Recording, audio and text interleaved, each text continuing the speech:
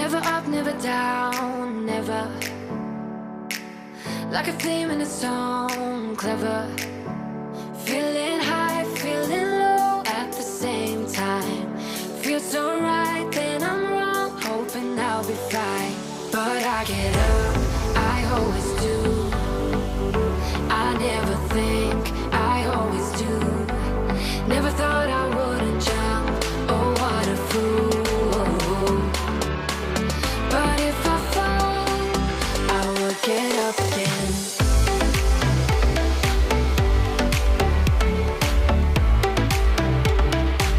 I will get up again.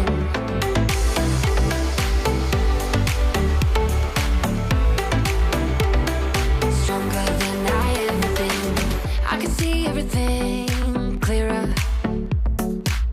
Trying to fly 'cause I'm light as a feather. But I get high, I get low at the same time. Feels so right, then I'm wrong, hoping I'll be fine. But I get up, I always do. I never think, I always do. Never thought I wouldn't jump, oh what a fool.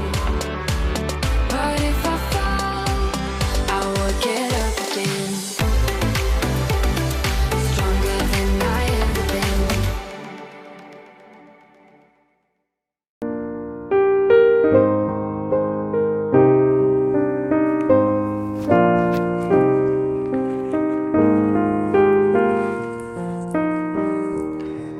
Shalom Bapak Ibu yang dikasihi Tuhan Yesus Kristus.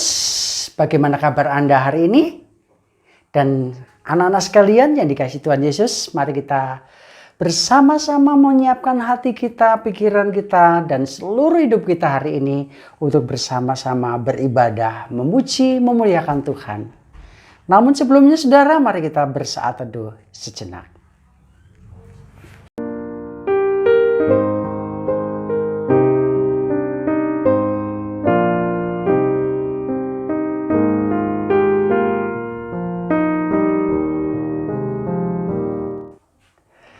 Bapak Ibu dan para siswa yang dikasihi Tuhan Yesus Kristus, kita patut bersyukur karena dalam mengakhiri minggu ini di bulan Juli, kita bersama-sama boleh berbakti, memuji, memuliakan nama Tuhan.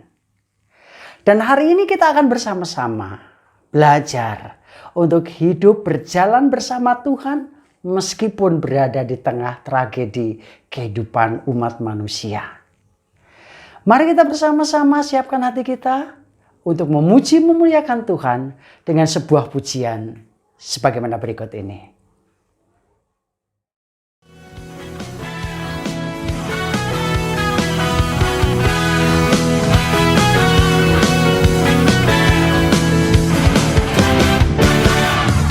Datanglah ke baitnya dengan hati bersyukur, ke dalam pelatarannya dengan hati bersuka, rasakan dan lihatlah betapa baiknya Tuhan bagi yang berlindung padanya. Akan bersorak-sorai, akan bersorak-sorai, bersyukurlah kepada Tuhan, sebab Dia baik, bahwasanya dan selamanya kasih setianya. Bersyukurlah kepada Tuhan, sebab Dia baik, bahwasanya dan selamanya kasih setianya.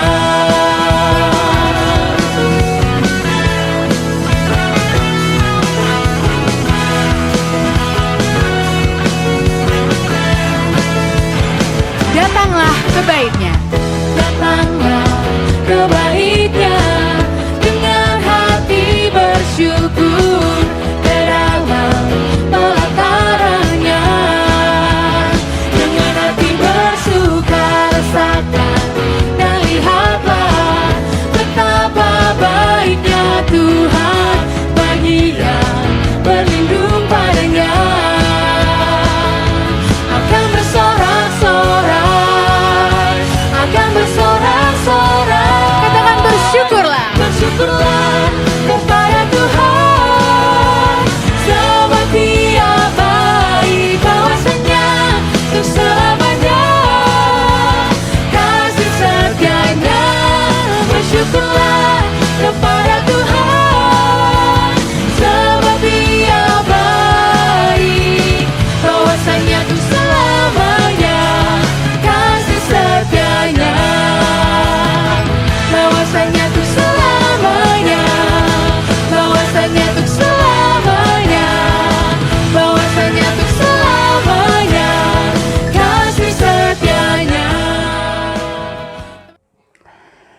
Para siswa yang dikasihi Tuhan Yesus Kristus, tentunya kita semuanya pernah mengalami masalah. Tragedi demi tragedi dalam kehidupan banyak umat manusia seringkali dan tiap-tiap saat kita dengar.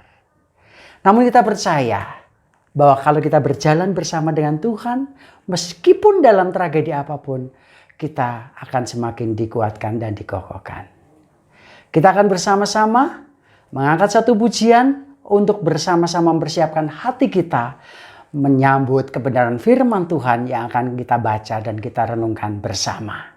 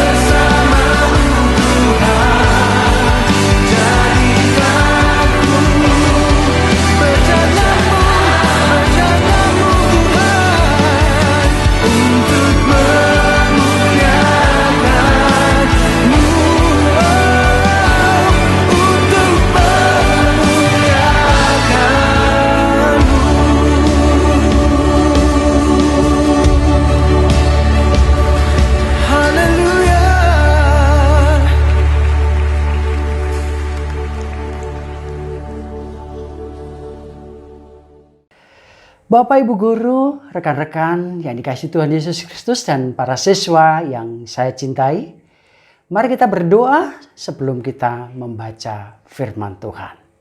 Kita berdoa. Bapa, syukur bagimu Tuhan untuk siang hari yang indah ini kami boleh bersama-sama kembali meluangkan waktu untuk dilawat oleh kebenaran firman Tuhan. Tolonglah kami, mampukan kami Bapa, supaya hari ini kami ditolong dan diberkati oleh Tuhan di dalam menghadapi seluruh kehidupan kami.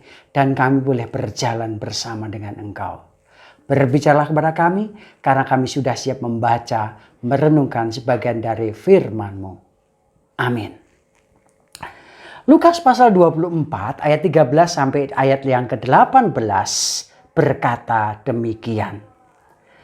Pada hari itu juga 2 orang dari murid-murid Yesus pergi ke sebuah kampung bernama Emmaus yang terletak kira-kira 7 mil jauhnya dari Yerusalem.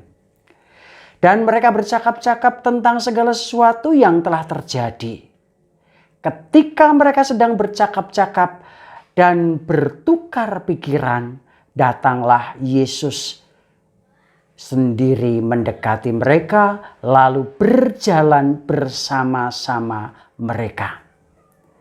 Tetapi ada sesuatu yang menghalangi mata mereka sehingga mereka tidak dapat mengenali Dia. Yesus berkata kepada mereka, "Apakah yang kamu percakapkan sementara kamu berjalan?" Maka berhentilah mereka dengan muka muram. Seorang dari mereka namanya Kleopas menjawabnya, "Adakah engkau satu-satunya orang asing di Yerusalem yang tidak tahu apa yang terjadi di situ hari-hari belakangan ini?" Katanya kepada mereka, "Apakah itu?" Jawab mereka, "Apa yang terjadi dengan Yesus orang Nazaret, Dia adalah seorang nabi yang berkuasa dalam pekerjaan dan perkataan di hadapan Allah dan di hadapan seluruh bangsa kami." Demikianlah Injil Yesus Kristus. Berbahagialah kita yang bukan hanya membaca, merenungkan, tapi juga melakukannya dalam kehidupan sehari-hari. Haleluya. Saudaraku yang dikasihi Tuhan Yesus Kristus, apa pendapat Anda tentang 2 gambar yang saya tayangkan ini? Mari saudara kita berpikir sejenak. Yang pertama, dengan gambar yang pertama, orang berjalan dengan begitu akrabnya dan begitu dekatnya mereka. Tapi gambar yang kedua adalah bagaimana seorang yang berjalan dan dicuekin oleh banyak orang. Jadi masing-masing seperti jalan sendiri. Nah, gambar ini saya ambil di internet saudara dan itu cukup viral dalam beberapa waktu yang lalu. Menarik untuk kita renungkan bersama-sama tentang 2 gambar ini. Dan di dalam satu tema berjalan di tengah tragedi. Mungkin kita berjalan bersama dengan dia di tengah tragedi. Mungkin kita akan berpikir, gambar yang pertama ada tragedi apapun mereka bisa tetap akrab, datang dan begitu semangat bercerita satu sama lain. Tapi yang satu justru merupakan tragedi itu sendiri. Dia seorang pejabat, seorang yang terkenal, tapi begitu berjalan ketemu banyak orang justru dicuekin. Bagaimana perasaan saudara dan saya kalau seperti itu? Teman-teman yang dikasihi Tuhan Yesus Kristus, kata berjalan bersama itu mengandung 4 pengertian sekaligus. Yang pertama, saudara, beriringan mengikuti bersama-sama. Kita sudah lihat gambar tadi yang pertama.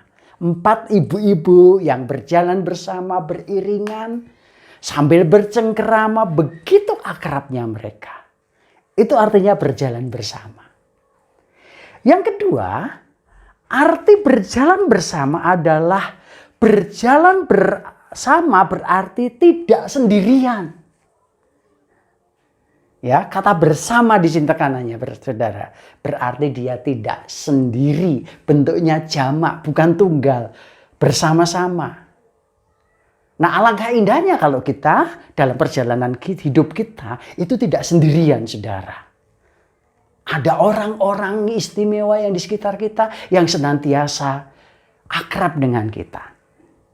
Lalu yang ketiga, arti dari berjalan bersama ini pasti ada hubungan yang terjalin di antara orang yang berjalan bersama. Coba bayangkan, saudara.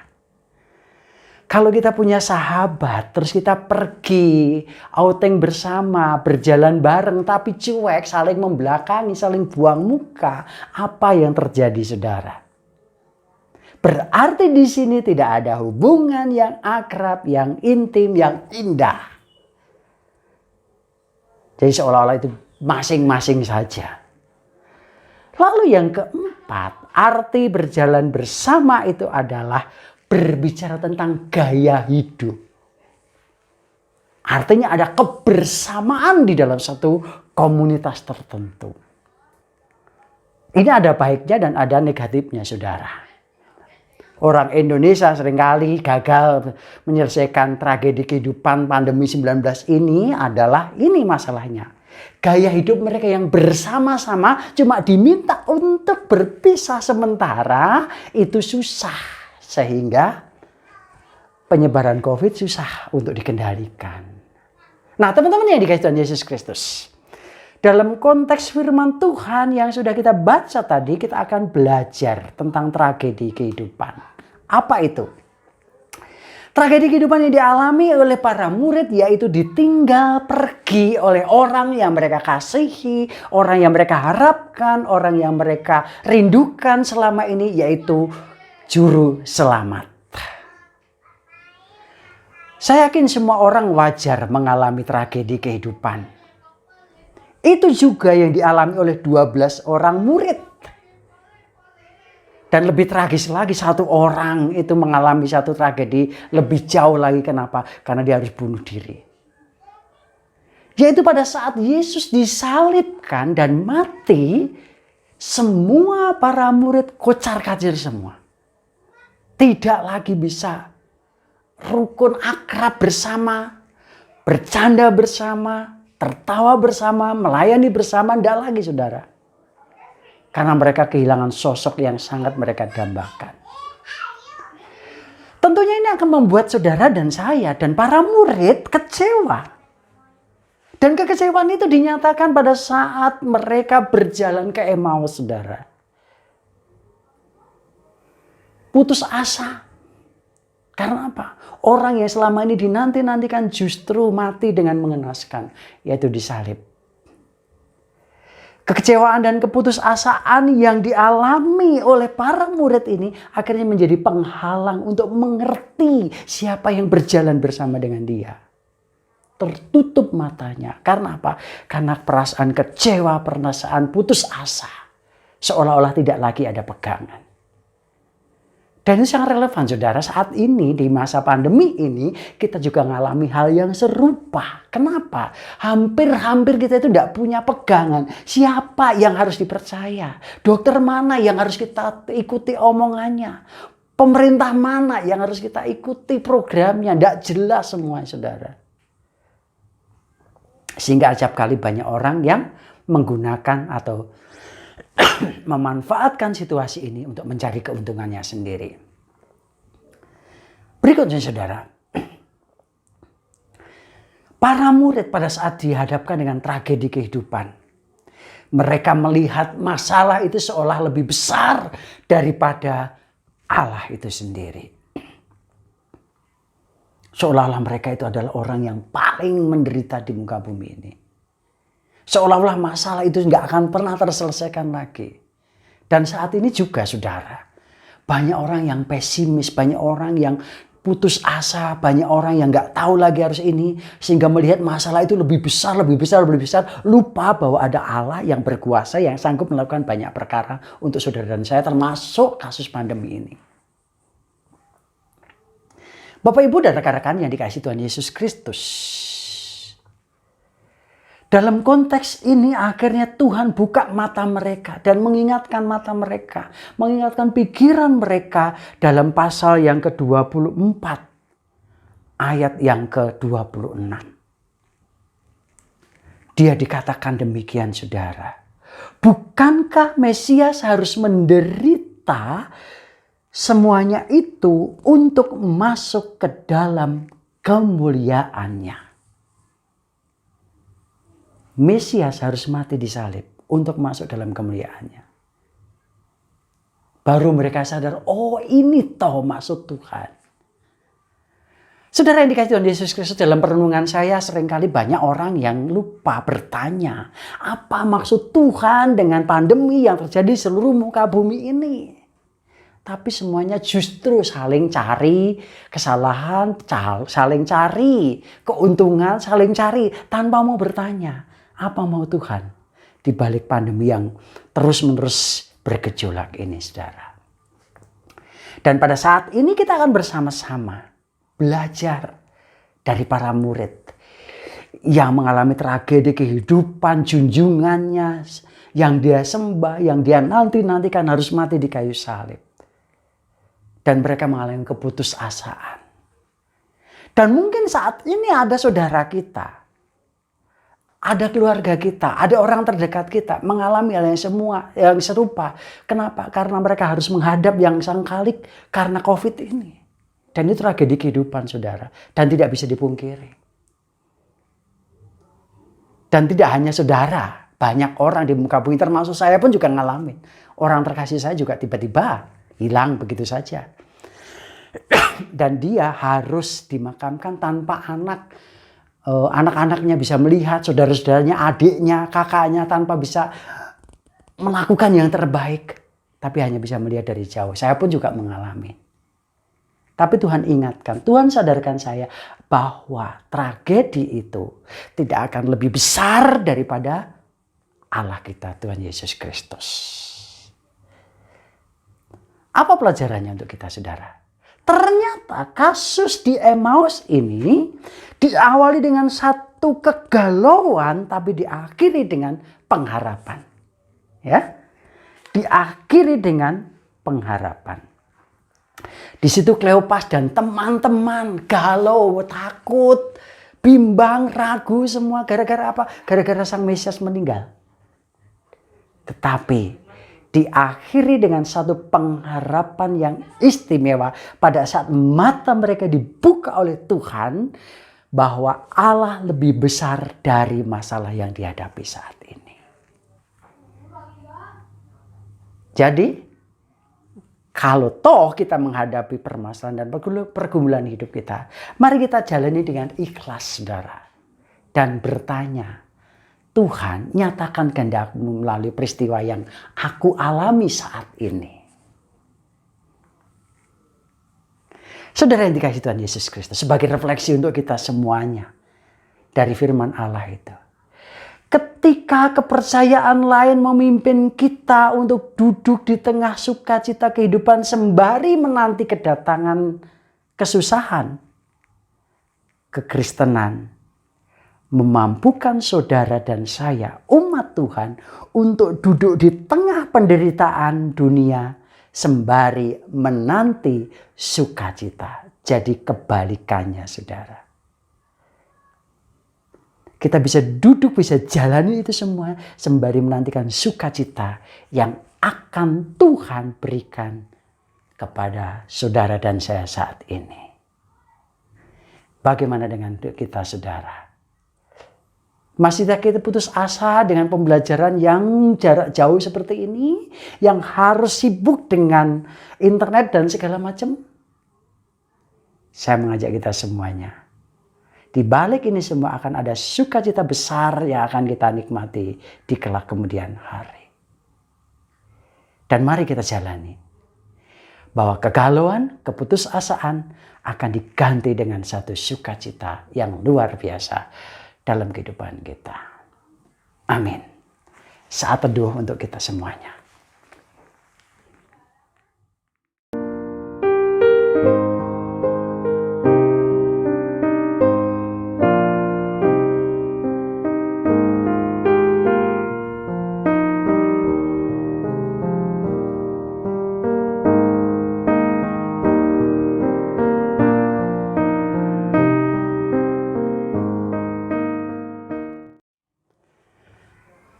Bapak Ibu Guru dan para siswa yang dikasihi Tuhan Yesus Kristus, mari kita bersama-sama teduhkan kepala kita dan kita satu di dalam doa.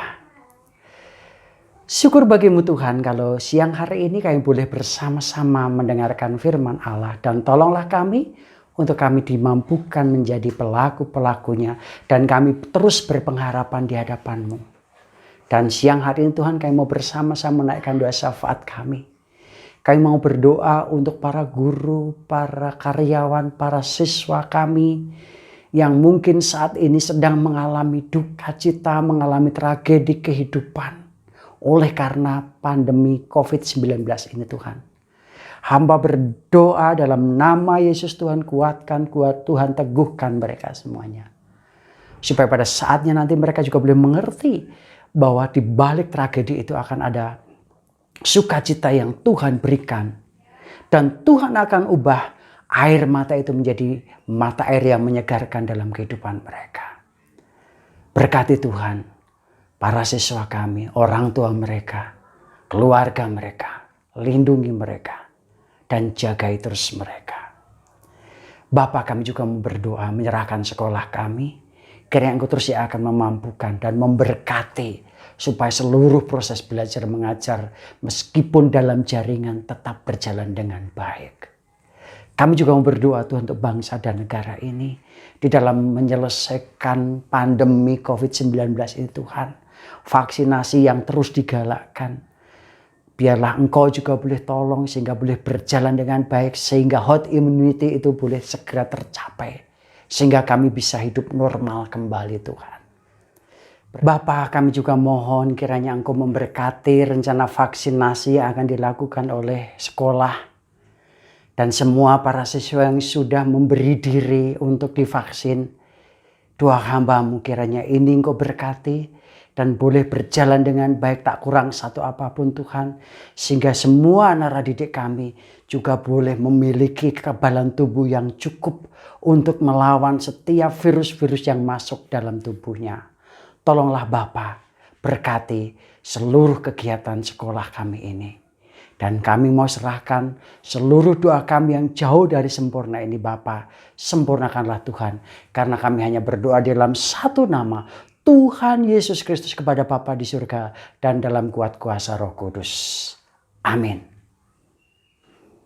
Saudara yang dikasihi Tuhan Yesus Kristus, jikalau kita berjalan bersama dengan Dia, tragedi apapun akan kita lalui dan kita akan diringankan langkah kita. Untuk itu mari kita bersama-sama puji Dia dengan satu pujian. Ku mau berjalan bersama dengan Tuhan.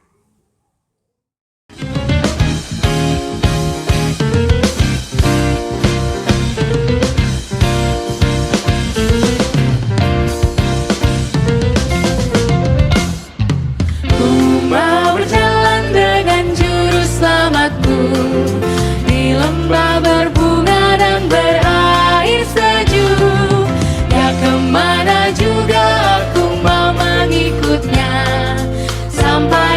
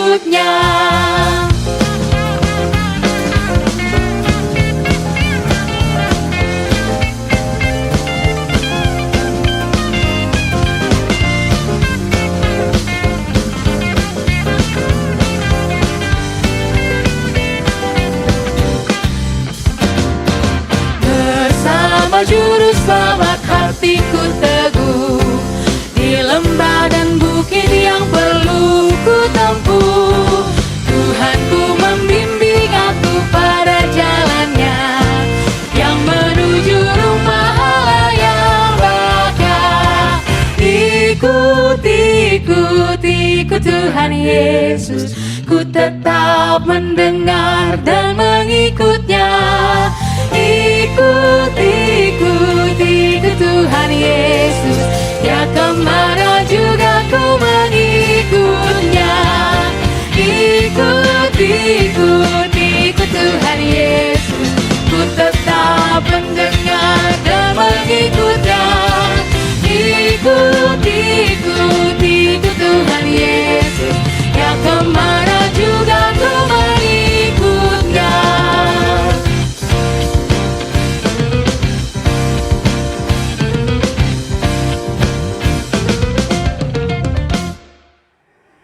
Bapak Ibu Guru dan para siswa yang dikasihi Tuhan Yesus Kristus, tiba saatnya kita akan mengakhiri seluruh rangkaian ibadah kita hari ini.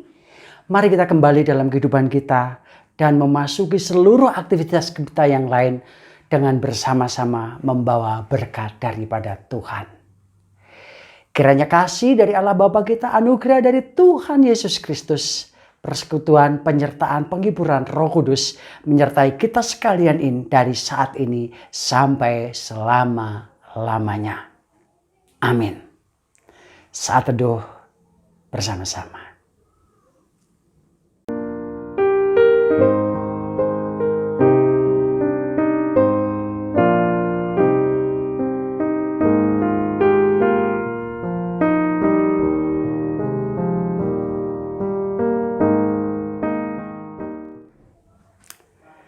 Bapak Ibu Guru dan para siswa yang dikasihi Tuhan Yesus Kristus, ibadah kita sudah selesai. Dan mari kita akan terus lakukan protokol kesehatan dan selamat berakhir pekan. Tuhan Yesus memberkati kita semuanya. Shalom.